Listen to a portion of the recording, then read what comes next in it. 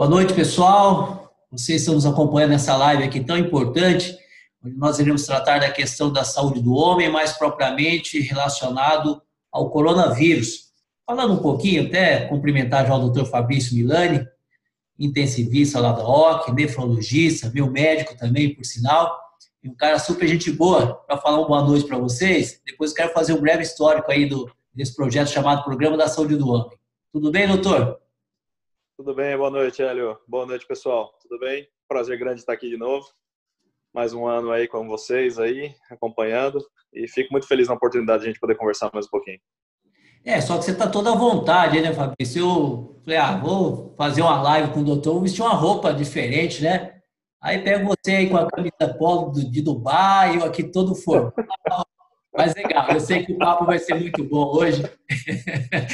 Descontraída no início, porque na realidade o assunto é muito sério, né, doutor? A gente está passando por um momento de pandemia, um momento em que a gente está tendo que se reinventar em todas as áreas, em todas as coisas da nossa vida, mas são momentos que eu tenho certeza que nós vamos superar. Quero só fazer um relatozinho, pessoal, para vocês que estão nos assistindo. Esse projeto de lei é a Lei 5.707 de 2010, intitulado Programa da Saúde do Homem. O que a gente procurou fazer através dessa lei?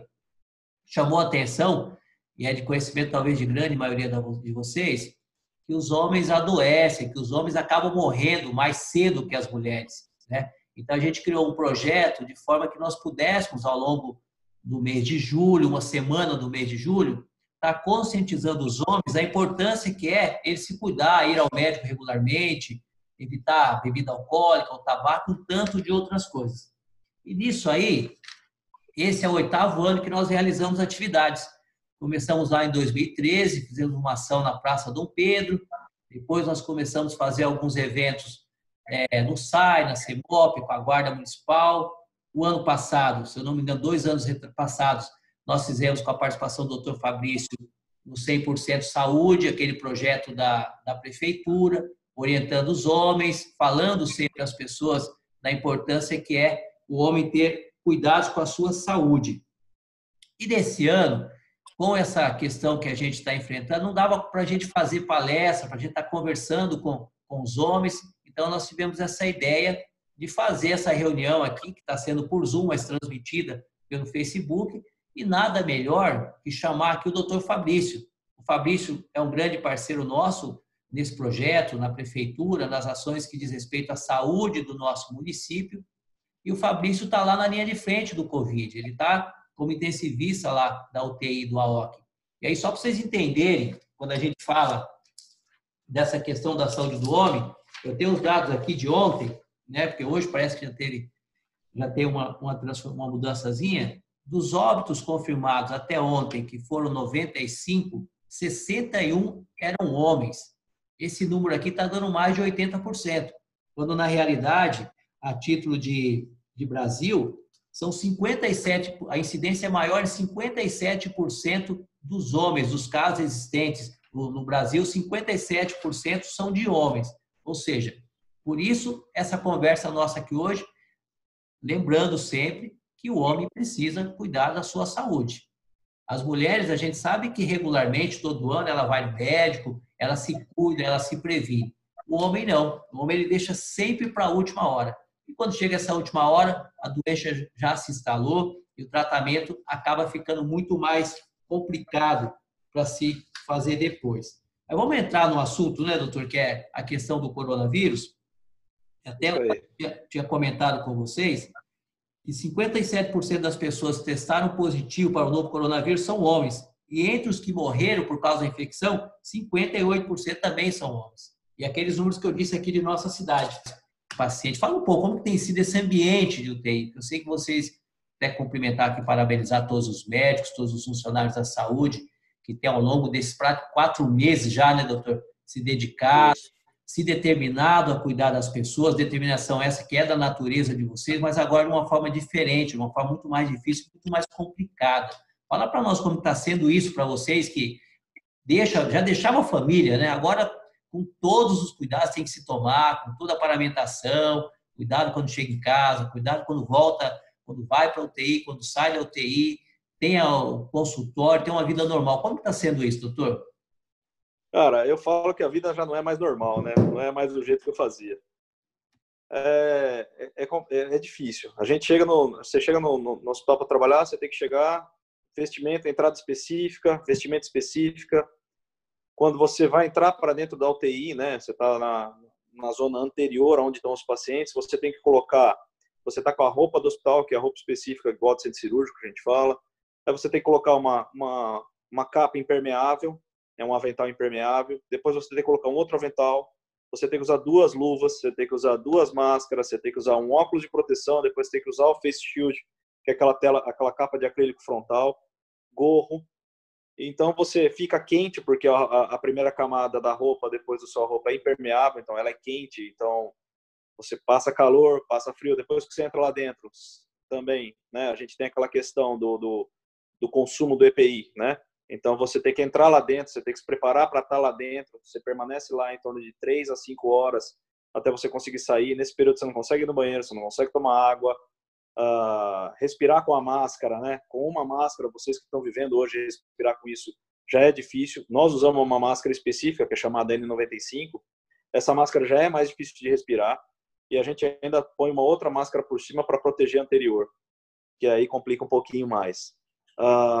A equipe fica de prontidão. Esses pacientes são realmente intensos. A gente fala que um deles vale por 3, porque você não pode dar as costas para esses.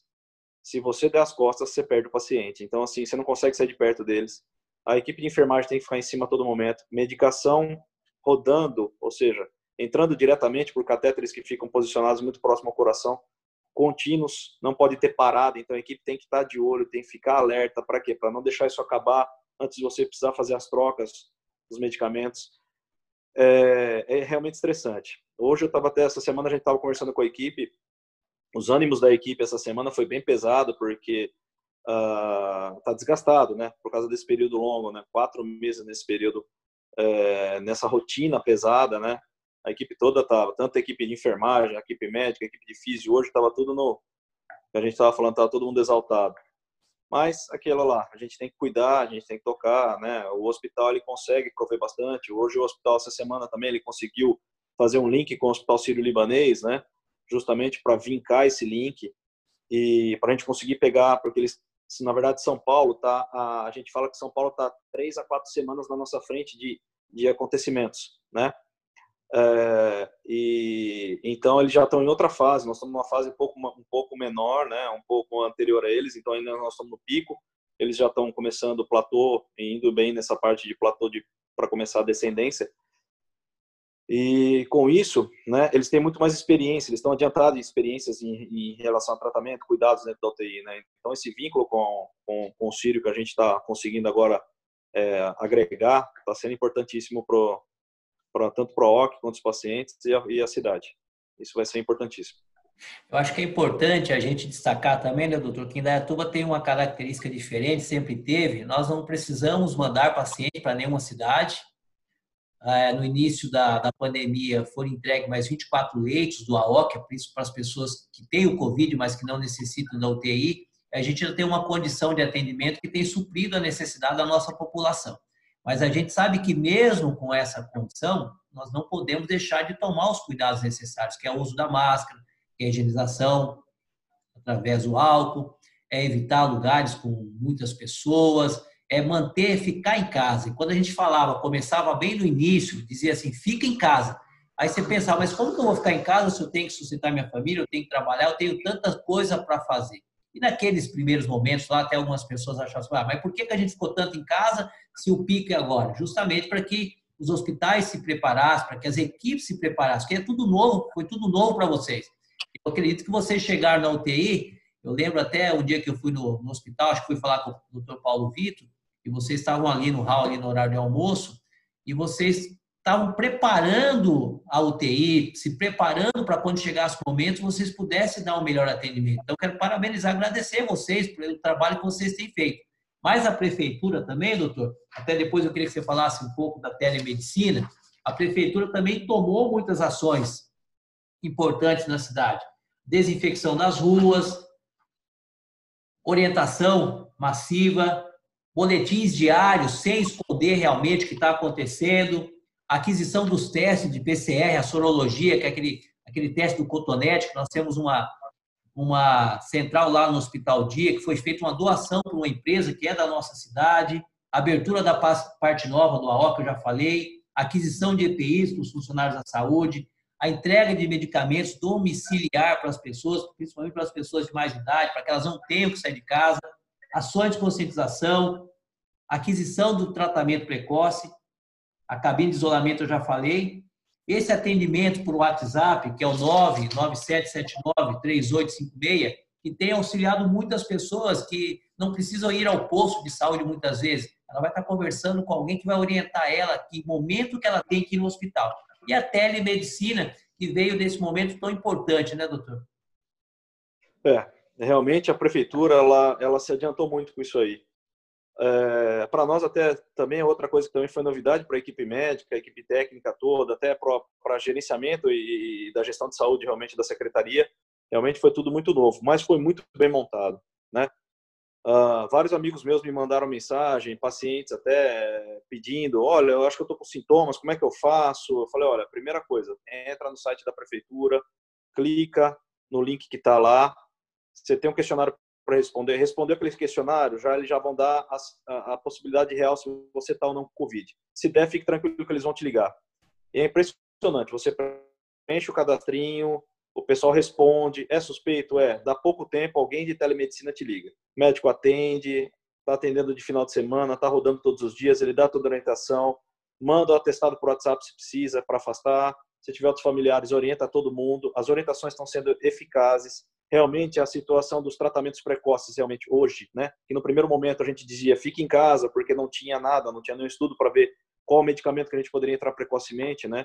E depois, com o tempo de tratamento e os estudos foram aparecendo, né? A prefeitura tomou a frente, ela comprou um medicamento que é, particularmente falando, que é um medicamento que ele é caríssimo, mas é um anticoagulante, que ele é extremamente eficaz, né? Ajuda muito a evitar a evolução ruim, né? Tem estudos fazendo isso.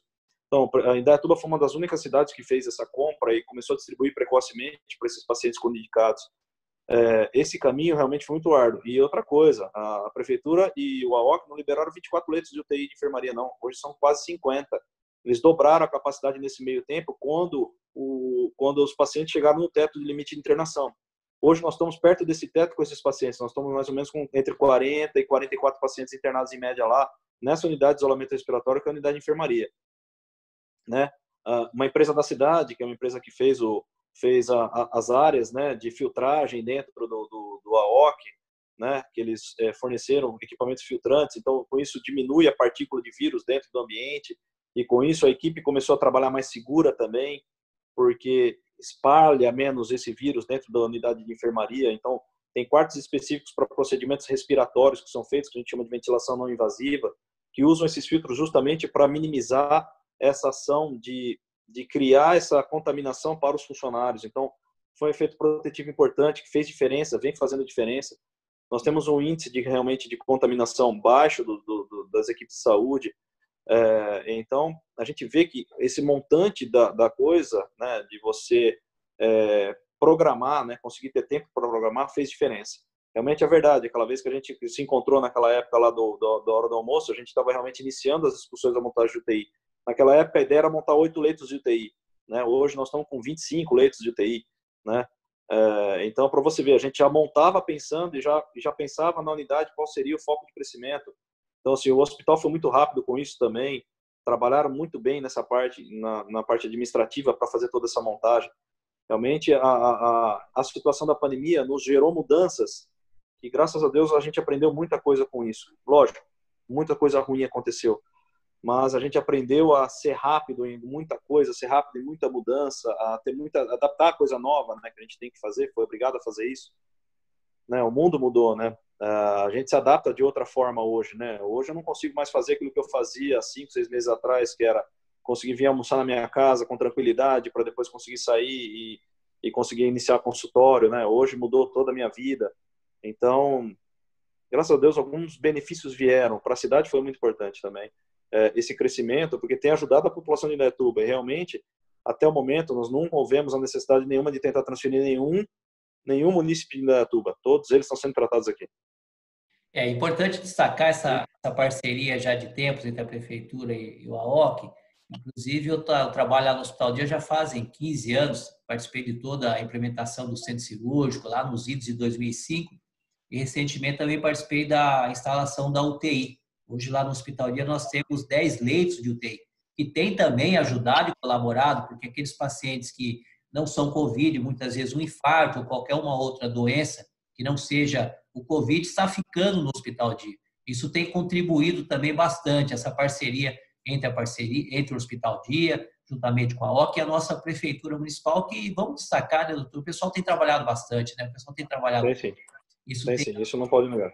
Tem dado uma retaguarda muito, muito boa para você. Só queria voltar um pouquinho, doutor. A gente teve alguns probleminhas lá com o som.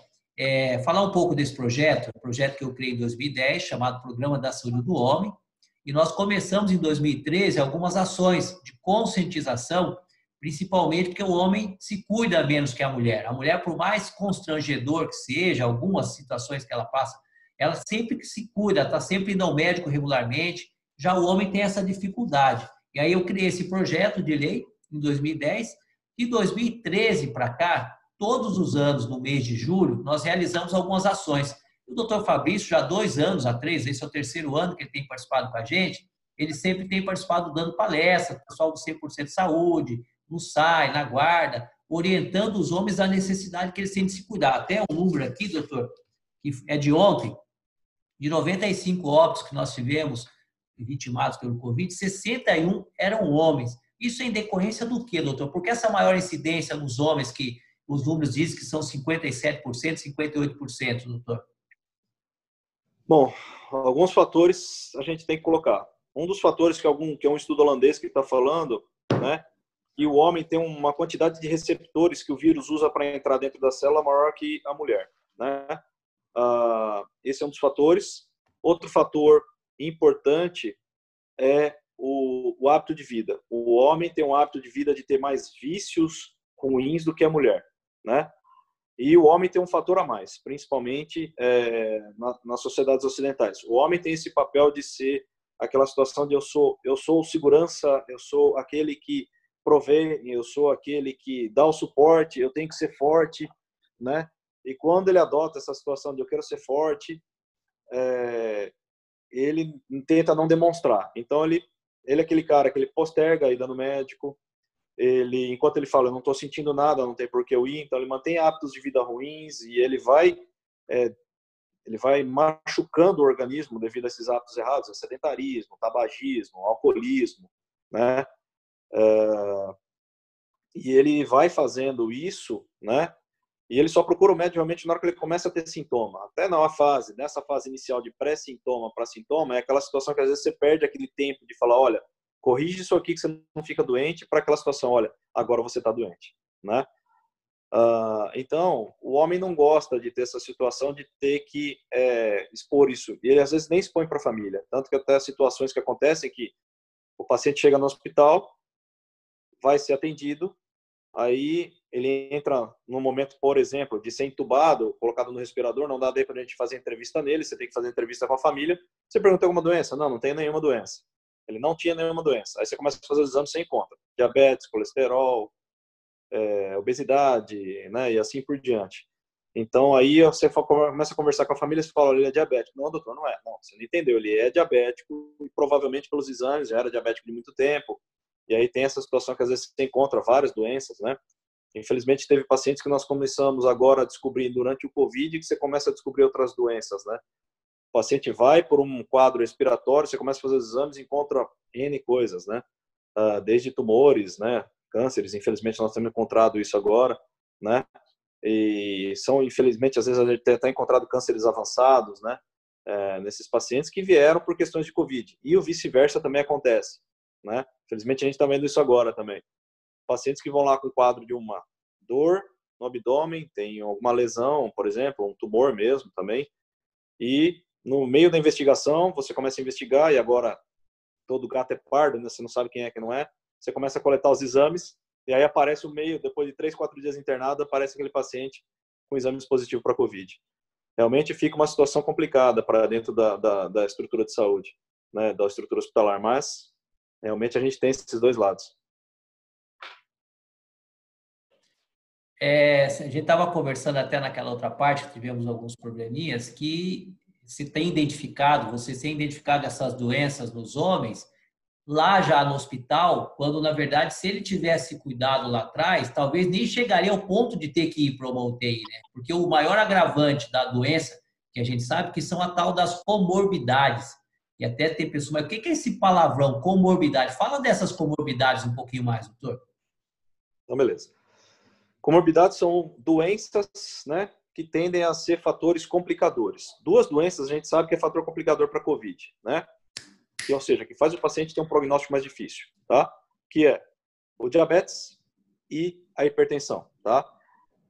Essas são as duas piores doenças. A hipertensão porque um dos fatores alguns medicamentos que a gente usa para pressão, ele usa esse mesmo caminho de entrada que o vírus usa. Então, para a gente controlar a pressão, a gente usa uma medicação que trabalha nesse mesmo caminho.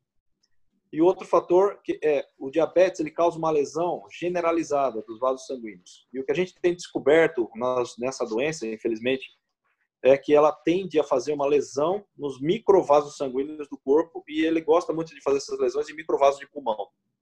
Quando eles fazem essas lesões, eles provocam o que a gente chama de trombos, fazem pequenos coágulos dentro do pulmão e aí corta o fluxo de sangue para dentro do pulmão e aí você não consegue fazer com que o sangue passe dentro do pulmão com tranquilidade para ele trocar o oxigênio pelo gás carbônico, né? Então, se você já tem uma doença que fica machucando o vaso sanguíneo, microvaso sanguíneo, que é o diabetes, e você ganha um vírus desse que continua machucando, os dois entram em ação sinérgica, eles entram em ação e pioram aquela lesão, né? Então, a agressão é maior. Então, as comorbidades são esse termo que a gente fala, que são doenças que estão no organismo que elas têm efeito sinérgico com alguma outra, né? Infelizmente, o COVID ele tem essa predileção para essas duas, são as piores. Fatores pulmonares, óbvio, né? Paciente que é tabagista a longa data, que tem o bendito do enfisema ou da bronquite crônica, né? Esses pacientes, infelizmente, eles já têm uma resposta ruim nessas fases de período de tempo, né? Que é o frio, né? Que são os pacientes que mais se acometem aí, com pneumonia, assim por diante.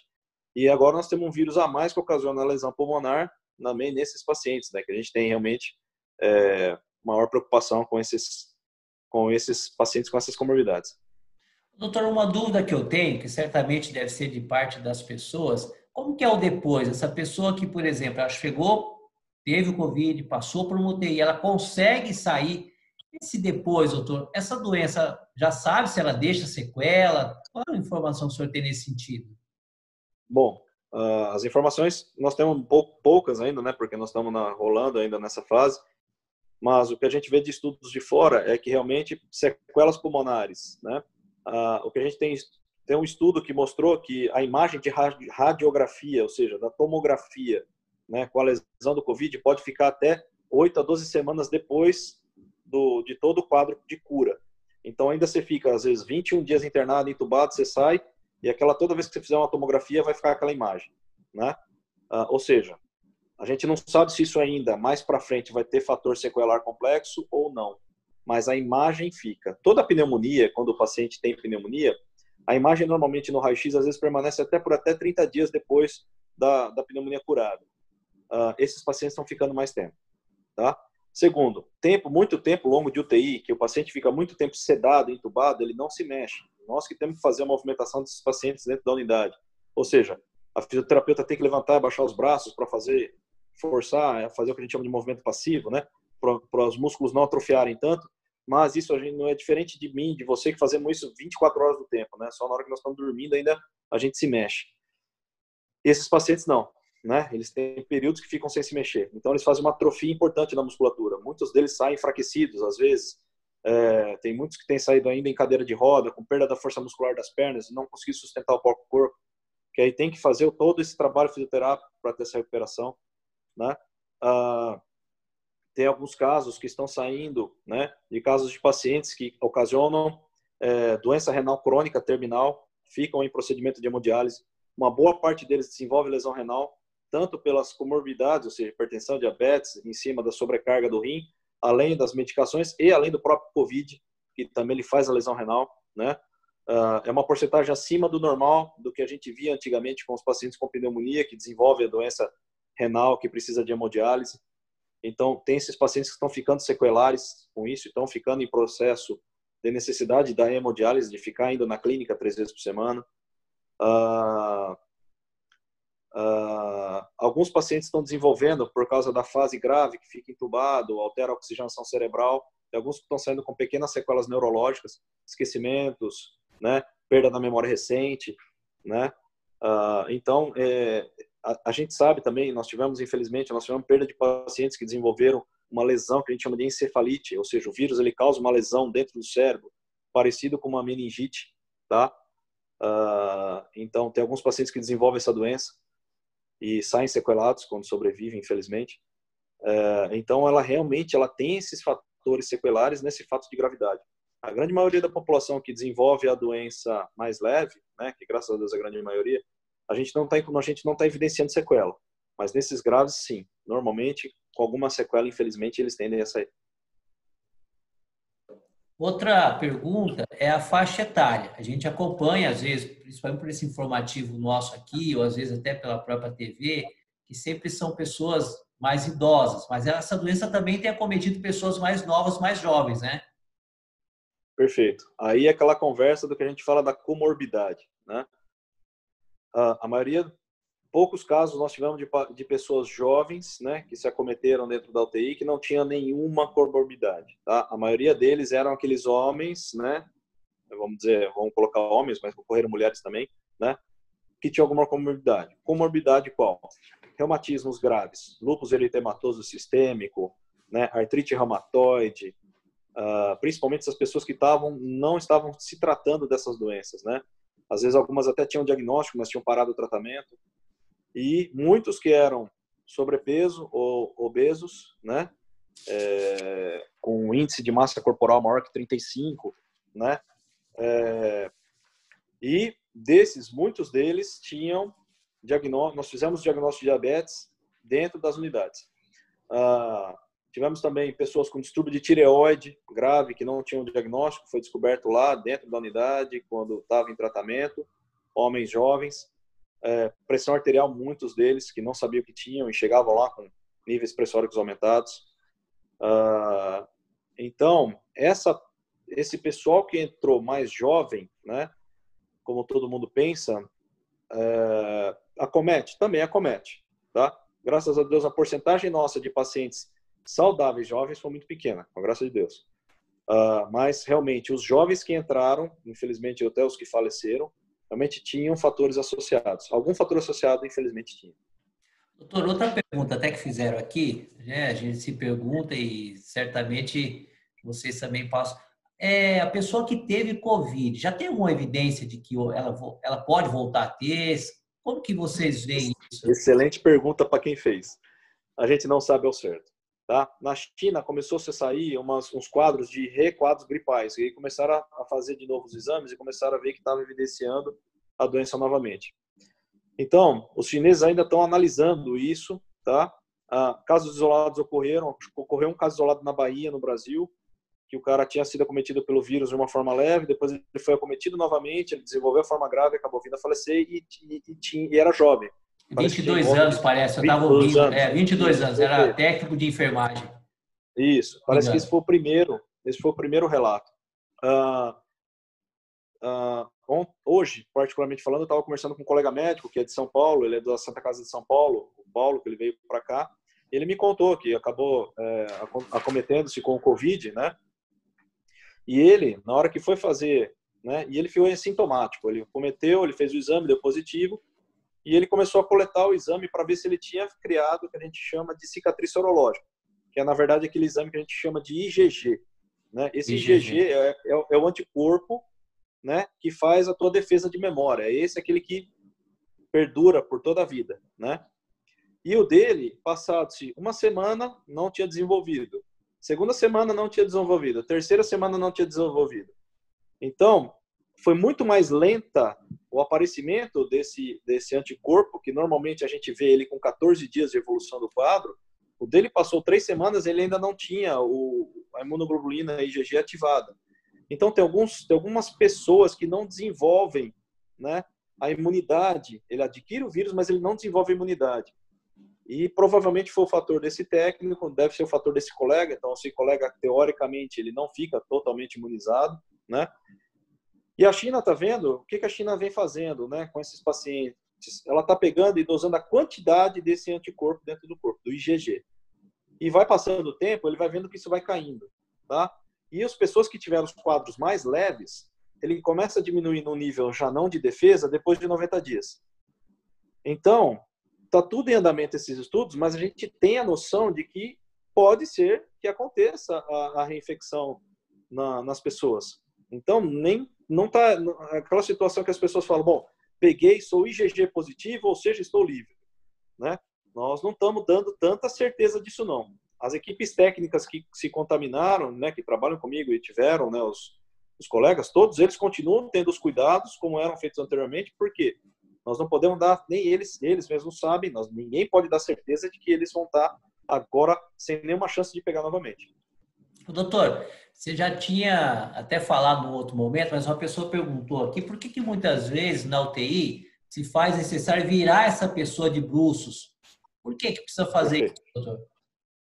A gente chama de posição prona, né? Que é colocar o paciente de bruço. A gente põe ele em posição do nadador, né? Vira o braço e abaixa o outro, tá? Por que a gente faz isso? Tá? Esse vírus, ele gosta de acometer o que a gente chama de área periférica. Ele pega a área pulmonar mais próxima da caixa torácica, não da parte interna. E ele tem uma predileção de pegar uma área funcionante mais na região posterior, ou seja, na região de trás. Então, na hora que você vira o paciente de bruço, essa área posterior não tem mais a carga do peso do corpo. Então, você consegue fazer com que essa área pulmonar abra e melhore a troca. A grande maioria dos pacientes responde muito bem.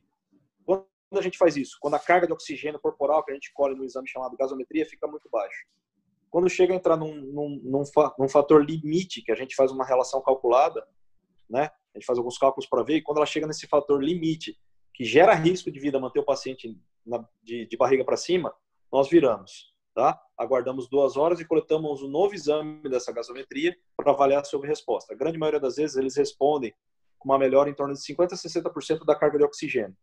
Então, a gente sabe que fazer isso alivia a área pulmonar lesada e melhora esse ganho entre a troca do aparelho conseguir enviar uma carga melhor de oxigênio para o corpo e também fazer com que esse gás carbônico que fica retido no sangue saia para o aparelho para a gente conseguir fazer essa relação de troca oxigênio-gás carbônico. Outra questão também, doutor, principalmente nos dias de hoje, são a questão das medicações. Aí você tem uma cidade lá que o prefeito fez isso, aí agora a ivermectina, parece. Como que funciona as questões? Porque às vezes a gente, o brasileiro principalmente, sempre tem esse hábito de se automedicar. E muitas vezes a gente escuta falar de um medicamento X, Y, Z. O que você pode nos dizer sobre isso, doutor? Bom, eu vou começar com essa história da ivermectina, né? Começou a sair essa história da ivermectina, que ela tem um efeito preventivo, né? Não tem, preto no branco, não tem nenhum estudo que prove que ela tem efeito preventivo. As sociedades brasileiras de medicina intensiva, Sociedade Brasileira de Infectologia e a Associação Médica Brasileira, eles relatam que não tem nenhum estudo, então eles não recomendam o uso dela como forma profilática, né? Quando começou a sair essa situação dessa droga, especificamente falando, em Indaiatuba, para vocês terem uma ideia, sumiu, desapareceu, foi vendido, as farmácias já não conseguiam mais encontrar. Agora virou medicamento controlado, né? Porque a população saiu comprando, né? Ninguém sabe ao certo a dose, ninguém sabe se a dose é semanal, se a dose é quinzenal, ninguém sabe se tem que fazer uma dose completa inicial, como se fosse tratamento para vermífugo, né? Porque ela é um vermífugo, tá?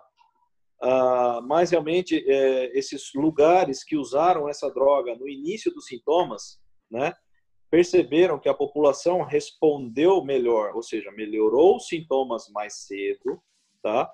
Mas foi uma observação, então não tem nenhum estudo específico disso. Então, orientar essa droga, por exemplo, para as pessoas fazerem uso profilático, os médicos, né, a sociedade médica não nos direciona a fazer essas orientações, porque você não tem correlação e segurança para isso. É uma droga relativamente simples, é uma droga de poucos efeitos colaterais, ela dá efeito colateral intestinal, às vezes com diarreia, dor abdominal, e ela pode dar urticária, né, que é aqueles vermelhidões de pele, né, esses são os efeitos colaterais mais comuns dela, mas ela é uma droga relativamente segura para uso, né. Então, tem alguns colegas que têm prescrito para pacientes de início dessas fases, têm prescrito essa droga associada às outras que estão que nós usamos no nosso protocolo de Indaiatuba, né? Que é a azitromicina, né? Que a gente usa como antibiótico, porque você nunca tem certeza se é o COVID ou se é uma outra pneumonia, então você usa um antibiótico para definir, porque o tratamento às vezes é à distância, você está fazendo via telemedicina, né? O anticoagulante, que é importante, que tem aquele efeito de diminuir aqueles trombos pulmonares, esse realmente tem um efeito importante, ele é provado.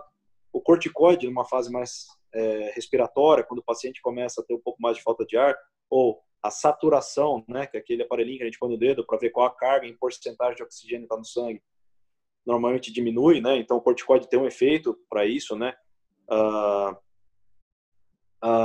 Então alguns têm usado a ivermectina, tem prescrito. Essa prescrição, eles recomendam não uso, tá? Mas eles deixam, né, você, né, responsável pela sua prescrição.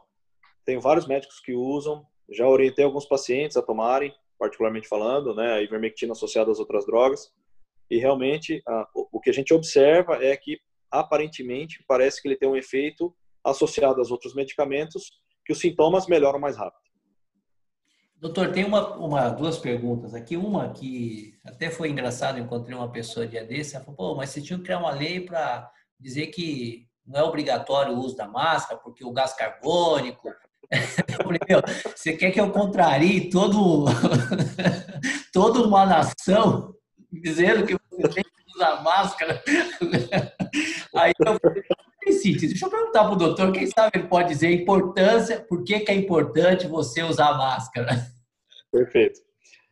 O vírus, tá? Ele sai por via aerosol. Então, assim, quando você tosse ou espirra, né, aquelas gotículas que saem da sua boca com aquela velocidade de ar que sai, né, de uma tosse ou de um espirro, né, ele faz um efeito aerosol. A mesma coisa você pegar, por exemplo, um DTFON da vida aí e espirrar para você matar os pernilongos que estão no quarto, né? Esse spray é um aerosol. Ele vai pegar o veneno diluído, então ele é pressurizado num gás, né, para ele virar uma micropartícula e conseguir flutuar. Pra você ter uma ideia, um espirro, ele joga a gotícula de saliva, ele pode jogar a gotícula de saliva até 4 metros para frente, né? Se você está com a máscara e você espirrar, tá? E a máscara for realmente uma máscara efetiva e segura, ela vai reduzir esse espaço de 4 metros de abertura, né, de gotícula para em torno de 50, 60 centímetros. Então, aquela primeira resposta simples, por que usar máscara? Porque a gotícula e o aerosol vai sair menos. Se você acabar tossindo ou se você acabar espirrando, isso não vai aliviar, né? Outro fator, o vírus ele entra por mucosa. Então ele entra por olho, ele entra por nariz, ele entra por boca. Então se você põe a máscara na frente do seu nariz, da sua boca, que é a área onde tem maior mucosa, né? Se o vírus vier no aerosol, ele vai parar na barreira da máscara. Ou seja, então para ele entrar dentro da sua mucosa nasal ou oral, ele já não vai ter esse efeito. Então ele tem esse efeito protetor. A máscara funciona nesses dois efeitos. Em relação ao gás carbônico, a máscara, realmente, claro, você vai expelir o ar, ele vai tender a acumular um pouco desse ar parado aqui. Você vai ter que fazer mais força para inspirar e mais força, né, para expirar, para você eliminar isso. Vai acumular um pouco de gás carbônico? As máscaras de pano, que são usadas no dia a dia das pessoas, ela não tende a ter esse efeito retentor de gás carbônico tão grande. A N95, que é a máscara que nós usamos em via hospitalar, né, que são as máscaras médicas, ela tem esse efeito de reter. Alguns médicos chegam a cansar no início, quando não estava adaptado ao uso, alguns médicos chegavam a cansar por causa justamente desse efeito de segurar um pouquinho o gás carbônico. Hoje todo mundo se adaptou ao uso dela, né, e a gente não encontra, a gente não percebe, não tem mais essa percepção. Mas é uma coisa muito leve. Então a máscara tem esse efeito básico. O que é? É para segurar o aerosol que sai da sua boca e para sua boca não receber o aerosol de outra pessoa, né? Agora tem alguns cuidados que você tem que ter com a máscara, né? Eu vejo muita gente conversando comigo e eles vão falando e a máscara vai caindo do nariz, assim, ó. Quando eu põe o nariz de fora, acabou a máscara, não tem mais nada ali, né? Você não está protegendo mais nada, porque você botou o nariz de fora. Aí eu falo para a pessoa, ó, desse jeito não funciona. puxa a máscara porque assim não está funcionando. Às vezes eu encontro pessoas na rua que não me conhecem, não sabem que eu sou médico, eu falo, ó, desse jeito a máscara não funciona. As pessoas ficam pé da vida, né? Mas eu falo, cara, eu tenho que fazer, eu tenho que falar com a pessoa, né? Tem que fazer, né? Então, ela perde essa afetividade. E aí, o que a pessoa faz? Ela pega a máscara com a mão assim, ó, e devolve no nariz. Para começar, você não pode pegar na frente, porque se a gotícula veio e parou pela sua respiração, ela parou nessa parte externa da máscara. Na hora que você pôs a mão nela, se tiver o coronavírus aqui, ele está na sua mão agora. Aí as pessoas têm mania de fazer o quê? Coçar o olho. E aí ele joga dentro da mucosa ocular, né? Por isso que a gente fala, tudo que você tocar é álcool gel. Por quê? É natural. Se tem um cisco no olho, você vai pôr a mão. Então, se você tocou em alguma mesa que tinha o coronavírus, acabou, você jogou ele pelo olho. Então, ele entrou por uma via de mucosa, ele vai fazer infecção. A máscara, o correto, é a gente pegar pelo elástico, né? Hoje todo mundo usa aquela máscara de elástico de orelha. Então, você tem que pegar pelo elástico da orelha e colocar pelo elástico da orelha. Tirar pelo elástico da orelha e colocar pelo elástico da orelha. Se ela desajeitar, você tem que tirar e colocar de novo. Não pegar aqui e ajeitar. Outra coisa é a máscara de queixo, né? O pessoal fala assim, eu vou tomar uma água. Aí tira a mão assim e põe ela no queixo, né? Então, ele acabou de raspar a máscara no queixo inteiro. Acabou. Todo coronavírus que tiver naquela máscara está no queixo raspado. Aí o que ele faz, pega de volta, ó. Na hora que ela pega e faz assim, a face do queixo que está externa, que raspou na via externa, ela raspa na via interna. O coronavírus ficou dentro da máscara. Entendeu? Então, máscara de queixo não existe. Você tem que tirar a máscara. Apoia em algum outro lugar.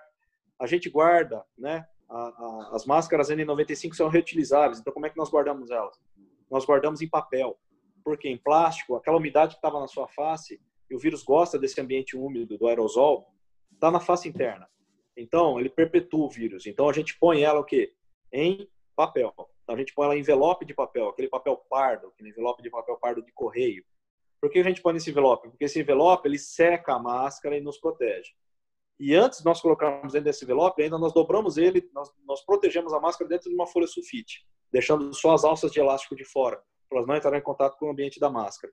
Então, você vê que são cuidados a mais até que a gente tem que ter com a máscara para você evitar uma reinfecção. Doutor, tem duas perguntinhas aqui. Uma delas, acho que deve ser simples, e a outra também acho que é simples também. Em Indaiatuba teve um caso de criança positivo, a gente sabe que sim, mas sob internação teve algum caso? E o outro perguntando se as vitaminas C e D ajudam.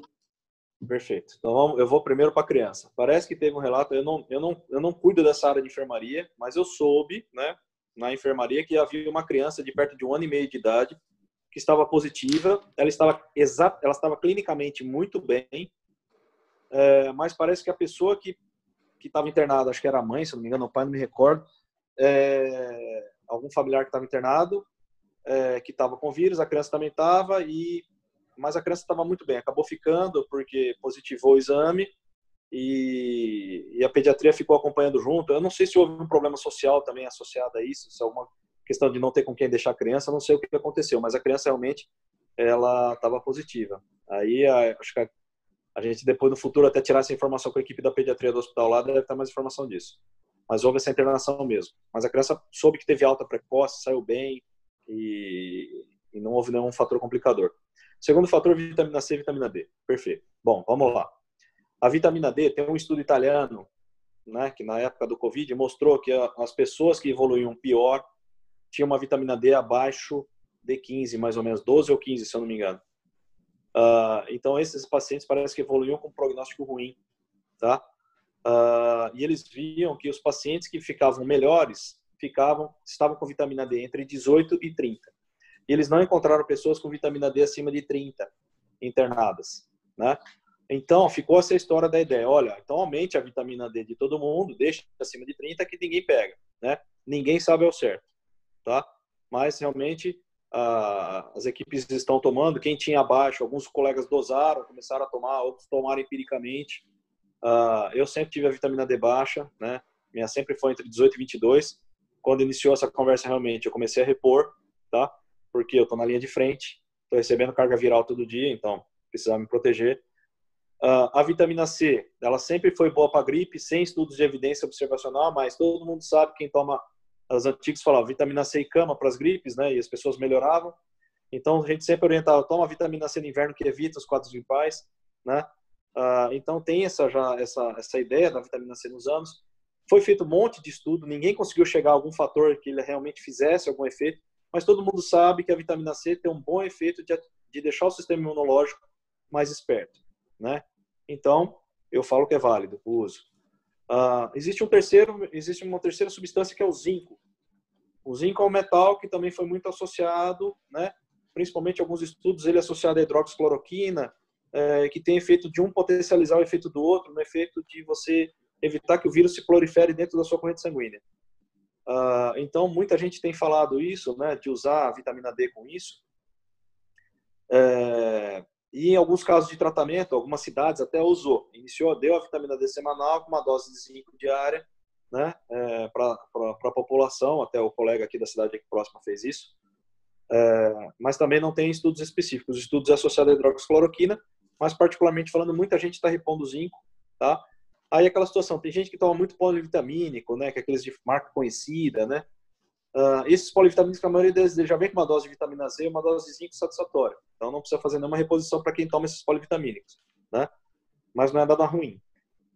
Aquela situação de você tomar empiricamente a vitamina D, tá? Efeito colateral realmente ela não tem. Mas a sobrecarga dela, né, da vitamina D, pode causar formação de cristais na urina. E as pessoas podem começar a ter cólica renal, né? Então, isso é importante ser aventado. Tomar sem orientação não acho muito viável. Mas doutor, são medicamentos que têm essa relação. Eu sei que você já tinha falado, mas entrou uma pessoa que ela fez a pergunta relacionada à ivermectina. Você poderia resumir brevemente essa questão da ivermectina e também falar um pouco da hidroxicloroquina, se está sendo utilizado, quando que se utiliza? Pode ser, doutor? Pode. Bom, a ivermectina eu vou resumir de novo rapidinho. A ivermectina é um vermífugo, né? Alguns falam que ele tem um efeito preventivo, mas não tem estudos para isso, então as sociedades brasileiras de medicina intensiva, infectologia e Associação Médica Brasileira não recomenda que nós utilizemos como profilaxia, né? Eles não abordam essa ideia porque ninguém sabe ao certo qual é a dose. Quanto toma, quanto tempo toma, se toma diário, toma semanal, então ninguém sabe ao certo. Primeiro ponto. Segundo, o que a gente tem visto de observação é que para início da doença, realmente a ivermectina tem o efeito de melhorar o paciente, ajudar a melhorar o paciente mais rápido, tá? A gente não sabe se é o efeito de todas as drogas juntas ou ela tem esse efeito coadjuvante ou não. Então também não tem estudo. As sociedades não recomendam que a gente utilize, mas eles também não nos proíbem, porque é uma medicação de uso habitual como um vermífugo. Em relação à hidroxicloroquina, no início nós montamos como pesquisa. Ela foi liberada se você quisesse montar estudos de pesquisa, tá? Então foi feito o termo de consentimento de pesquisa na época das internações hospitalares, como ninguém sabia se ia ajudar ou não, e tudo era só ainda muito cedo, não tinha embasamento. Tinham estudos que eram muito bons, estudos que mostravam que ela era muito ruim. Foi iniciado em protocolo inicial intra-hospitalar no ONC. Tá? Quando os estudos começaram a vir, né, o maior número de estudos, com o maior número de casos, começou a vir que realmente depois que a doença estava acometida ao paciente, né, ele já não tem tão boa resposta. Então, o que foi feito foi tirado de protocolo, tirado de estudo, né? E a conclusão que a gente chegou desse estudo foi que quando o paciente já está em nível grave, a resposta não é satisfatória, tá? Em relação a nível precoce, também é mais ou menos igual a ivermectina. Ninguém sabe ao certo, mas sabe-se que de início, quando inicia o uso dela, os pacientes tendem a ficar melhor. Qual o problema da hidroxicloroquina e qual a vantagem entre a hidroxicloroquina e a ivermectina? A hidroxicloroquina tem aquele risco da parte cardíaca, que altera o coração e pode fazer arritmia. É um efeito colateral dela, não é muito usual, é bem raro, mas quando ele é associado ao remédio azitromicina, tem esse maior efeito. Ele tem efeito potencializador sobre essa arritmia, que a ivermectina não tem. Então, a ivermectina foi um medicamento que começaram a estudar nessa linha justamente por fato de tentar fazer esse efeito de substituição da cloroquina. Ao certo, estudos certos ainda não tem. Tá? Mas é o que a gente tem de últimas recomendações. A hidroxicloroquina também não é recomendação das sociedades brasileiras de medicina. Tá? Elas também não recomendam, mas também não proíbem. Doutor, outra coisa que a gente sempre pede para as pessoas evitar sair de casa, o uso da máscara. E o que acontece muitas vezes é que as famílias têm se reunido. Às vezes, a família O filho vem para a casa do pai, vai para a casa da mãe, mas a gente não sabe onde essas pessoas andaram. Vocês, evidentemente, quando o paciente dá entrada, vocês fazem todo um trabalho de pesquisa, com quem ele teve contato, onde ele foi. Como que é? Dá para mensurar o cara pegou o Covid, mensurar onde que foi a maior incidência? A gente tenta, mas nem sempre a gente tem essa resposta. Muitas famílias às vezes ficam nessa conversa, a gente não tem. Mas um fator é, quando as famílias se reúnem e entra um infectado no meio, a família toda normalmente, infelizmente, evolui com a doença. Nós tivemos no início, foi muito comum, né? Teve até um casal bem idoso, que era da Morada do Sol, que faleceu no começo, que foi aquela situação, iniciou o Covid, mas foi bem no início, a gente não sabe qual foi o contágio, de onde veio essa situação de contágio deles, mas os dois pegaram, infelizmente, pela idade avançada dos dois, os dois acabaram falecendo. Tivemos situações em que ficou internado mãe e filha junto na unidade de UTI, os duas entubadas. Tivemos momentos que ficaram esposo e esposa. Tivemos momentos que ficaram pai, mãe e filho, pai, mãe e filha, irmãos, né? Então, houve todos esses momentos. Então, esse contato com a família é diferente do contato com pessoas de rua. Por quê? Porque normalmente quando você traz a família para dentro da sua casa, é sua família. O que você faz? Tira a máscara. Quando vocês conversam, sentado à mesa. Quando você senta à mesa, a distância não tem mais de 1 metro. Então aí já entra um problema, uma situação problemática, que é o fato de todo mundo estar comendo junto, né? E o que a gente orienta? Olha, se está isolado, suspeita de isolamento do vírus, o que faz? Coma separado, né? Assim a gente fala. Olha, coma separado, evite estar sentado com a família para comer. Por quê? É o momento que você está sem máscara. Então, às vezes eu escuto pessoas falando assim, pô, mas eu só fui dar uma visitadinha. Essa visitadinha deu problema, entendeu? Então, quando a gente falou isolamento social, era esse isolamento total mesmo. As famílias não eram para se reunir. Os casos que houveram nossos, que nós recebemos as famílias dentro do hospital internadas, foram desses momentos de contato. Infelizmente, foi ruim. Doutor, tem uma perguntinha aqui relacionada à vitamina D. Tem uma quantidade máxima de vitamina D para reposição, para fazer reposição ou não? Puxa vida. Bom, os estudos da vitamina D que foram feitos para a Covid, né, dizem que a dose deveria ser 50 mil, tá, unidades, a gente chama de 50 mil unidades, tá, semanais, tá. Mas assim, a vitamina D hoje você compra ela com 1.000 unidades, 2.000, 10.000, 15.000, 50.000, né? A questão depende de alguns fatores. É um medicamento, então ela vai ter algum efeito. Vai ter um efeito benéfico de melhorar o sistema de defesa do organismo? Vai. Mas ela também vai ter aquela sobrecarga de rim, igual eu falei anteriormente, com possibilidade de formação de cristal. E tem pessoas, né, que por esse efeito de sobrecarga não podem tomar, às vezes, uma dosagem tão alta. Então, o certo, né, para avaliar essa dosagem alta, que é 50 mil semanal, né, deveria ser orientação médica, tá? Se eu fosse falar o seguinte, uma dose diária para você tomar, para ter um nível de controle, né, que seria necessário, olha, qual seria a dose diária necessária de vitamina D para eu ter um nível de vitamina D bom, né? De 1.000 a 2.000 unidades por dia, tá? Então, por exemplo, não vou passar no médico para utilizar uma dose tão alta, eu vou comprar uma dose baixa para ter essa segurança, já nesse tempo de eu não conseguir passar no médico. Seria uma dose que eu orientaria a pessoa a tomar diariamente. Perfeito. Doutor, a gente vai até as 9h21h30, tá bom, né? O senhor? Beleza? Sim, tranquilo, sem problema. A gente encerra. Eu acho que é uma coisa que tem afetado muito as pessoas, no geral, nesse período de pandemia, a saúde mental, né, doutor? A questão da prática de esporte, que você está impossibilitado, não sai. O que você diz nesse sentido, doutor? Bom, vamos lá. O que a gente orienta de prática? O que foi proibido prática de esporte? Então, vamos botar quais os esportes.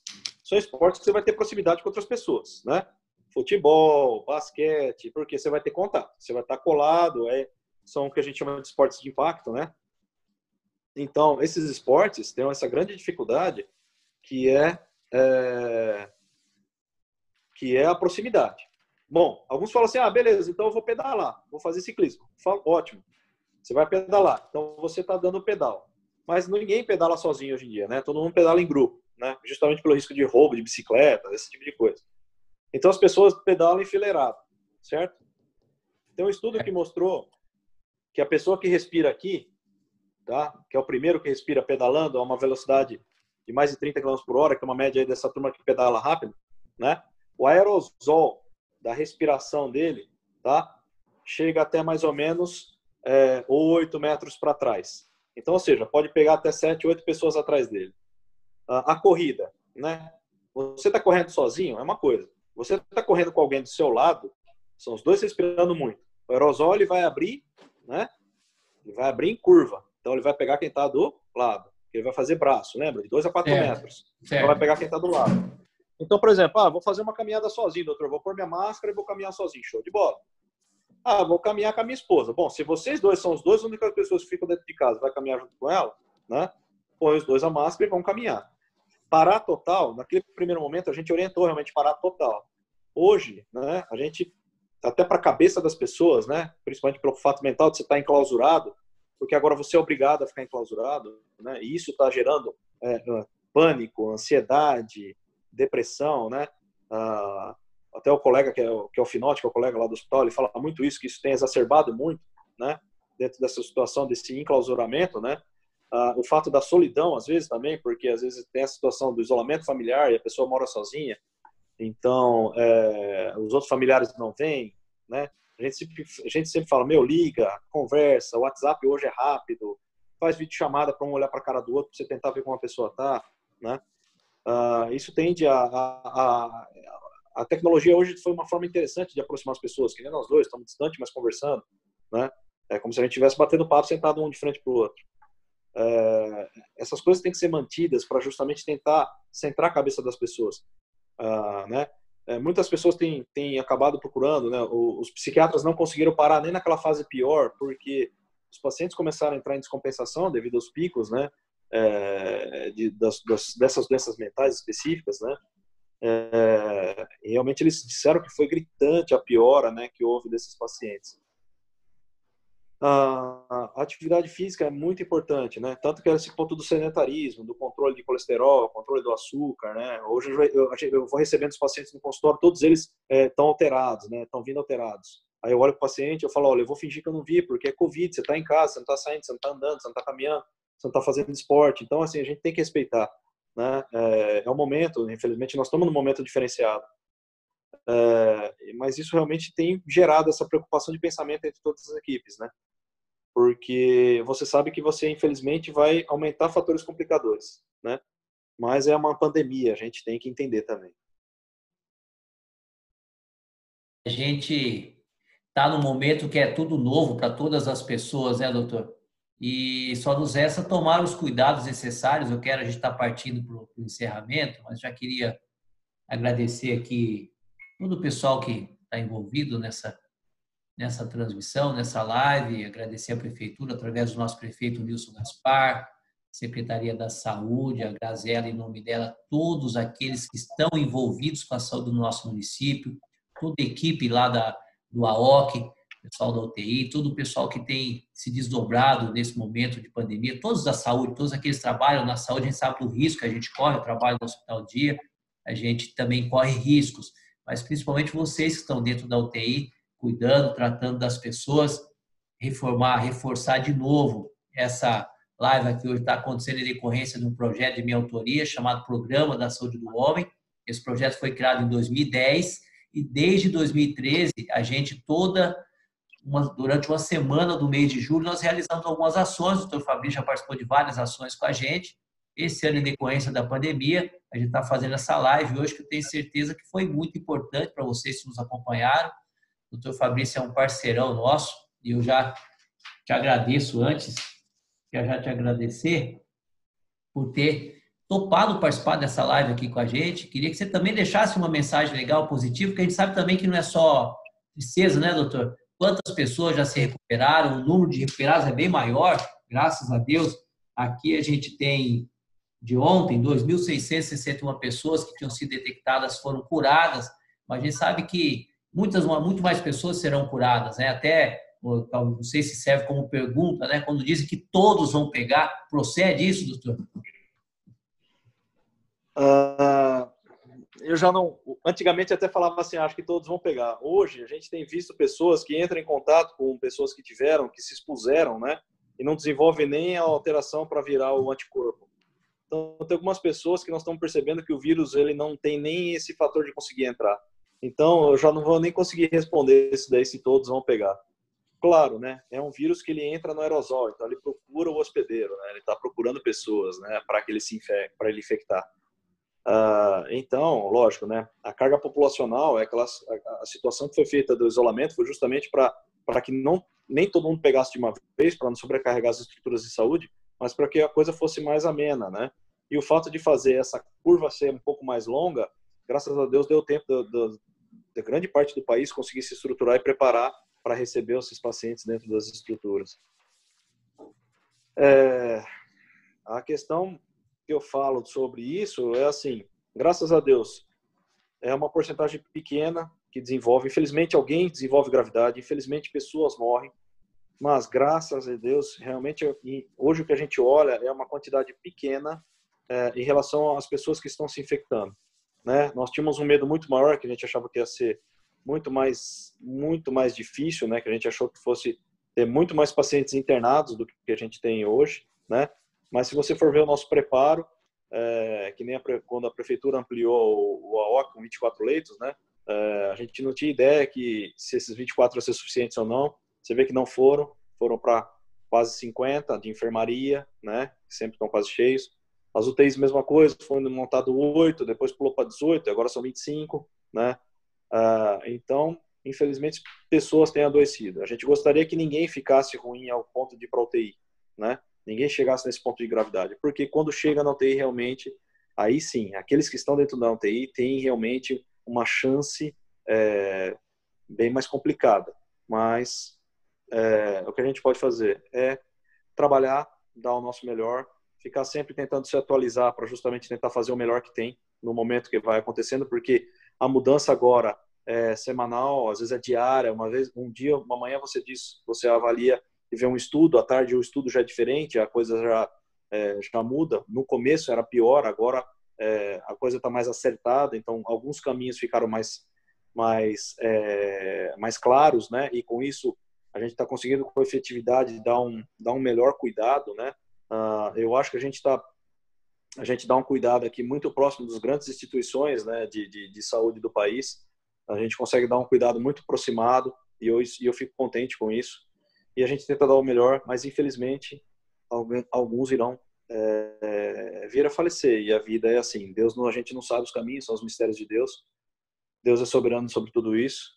E a nossa obrigação é dar o melhor que a gente pode dar. Tá? Eu só queria agradecer a todo mundo que ouviu a live. Espero ter conseguido passar informações. Espero conseguir não deixar todo mundo preocupado, mas que todo mundo entenda que esses cuidados são necessários, que vocês precisam fazer parte de vocês para a gente conseguir fazer a nossa parte dentro da estrutura hospitalar. E que eu só tenho a agradecer a cidade em si. Graças a Deus, eu trabalho e moro nessa cidade e fico muito feliz em saber que realmente toda a estrutura municipal conseguiu e nos ajudou muito a fazer esse crescimento e conseguia nos trazer essa condição de trabalho necessária. Tá? Eu agradecer você mais uma vez e você sabe que eu gosto muito de falar, sou bom de bate-papo e eu gostei muito desse bate-papo hoje, que eu achei muito legal. Né? Não é aquela palestra maçante que eu fico falando no slide, né? E, foi acho que a primeira live que eu fiz, então... Então nós vamos repetir essa live então, viu, doutor? Já que você deu a brecha, nós vamos repetir ela. Pessoal, queria, já que o doutor falou da estrutura da saúde, queria realmente parabenizar o nosso prefeito, o Nilson Gaspar, toda a equipe da saúde, principalmente vocês que estão lá envolvidos no UTI. A gente sabe que quando se fala em UTI já dá um calafrio. Imagino vocês que estão nesse dia a dia já praticamente aí 120 dias. Então, que Deus possa abençoar grandemente a vida de vocês, a vida de nós todos aqueles que está envolvido nessas questões, todas as famílias da nossa cidade. Que Deus possa continuar nos abençoando e que possamos passar por essa pandemia, sairmos mais fortes lá na frente. Eu sei que As dificuldades, elas vêm, mas elas também vão, e que a gente possa aprender nessa dificuldade, rever alguns conceitos, principalmente relacionados à família. A gente fala num distanciamento social, mas acabou sendo um momento que a gente está mais próximo da nossa família, a gente tem conversado mais com os nossos familiares. Isso tem sido muito importante. Então, que Deus possa continuar nos abençoando, agradecer a VM Healthcare, através da enfermeira Isa, a enfermeira Michele, que cedeu esse espaço aqui para nós, agradecer a vocês que nos acompanharam e agradecer principalmente a você, doutor Fabrício, que aceitou de bate-pronto esse convite. Eu tenho certeza que foi de grande importância para as pessoas que nos assistiram. Tivemos alguns probleminhas técnicos, pessoal, mas isso acontece. Mas o importante é que nós conseguimos passar uma mensagem, mas que fique também uma mensagem positiva. Continue se cuidando, continue cuidando dos seus, para que a gente possa acabar isso logo e voltar à vida normal. Acho que nós não teremos mais uma normalidade melhor do que esse momento que a gente está passando, mas agradecer tudo que tem sido feito em nossa cidade através da municipalidade. Eu, enquanto vereador, enquanto presidente da Câmara, tenho procurado fazer a minha parte também, e cada um de nós façamos a nossa parte. O que é a nossa parte hoje, principalmente cada um de nós? É nos cuidar, usar máscara, evitar sair de casa, evitar estar em lugares com muitas pessoas, cuidar das nossas famílias, daqueles que estão perto da gente, para que não venham a ser contaminados. Obrigado, um abraço a todos vocês e que Deus possa continuar nos abençoando. Obrigado, doutor. Valeu. Valeu, até mais. Boa noite. Deus abençoe a todos. Até mais. Amém.